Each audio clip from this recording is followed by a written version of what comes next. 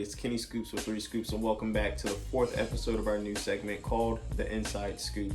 So if you guys haven't seen episodes number 1 through 3, definitely make sure you guys go back and check those out. But in today's episode, what we're going to be reviewing is our top 3 pro tips for purchasing blanks and then also embellishing them. So coming in at pro tip number 1 is 99% of the time you're not going to have any errors on your sizing, so you can be completely relaxed on that. I mean, these companies are making hundreds of thousands to millions of these products. It's all pretty cookie cutter for them, so there is a small seam allowance, but for the most part you're not even going to tell. So that is going to come in as like very important, because it's a lot less stress trying to figure out like, is this going to fit properly.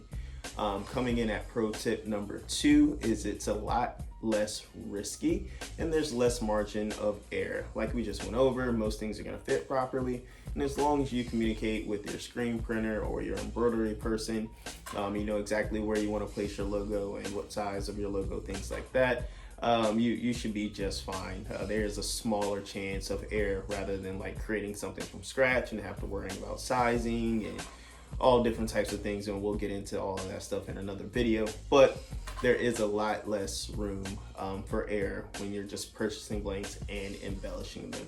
And lastly, coming in at pro tip number 3 here, what we're gonna go over is it's gonna be a lot more cost efficient, and it's also gonna be a more consistent price if you want to continue to order those items as well. So since you're really just going through like 2 steps, which is purchasing the blanks and then paying the person that's gonna be doing the embellishing, you don't really have to worry about too much outside of like those costs.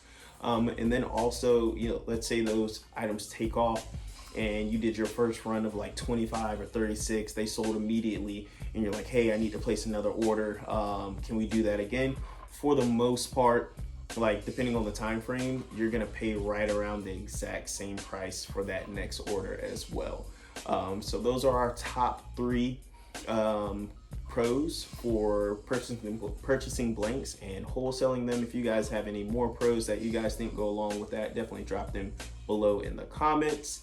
And then also stay tuned for our next video. So we're going to be going over our top 3 cons for purchasing blanks and embellishing them. So as always, we appreciate y'all tapping in, and we look forward to catching up with you next.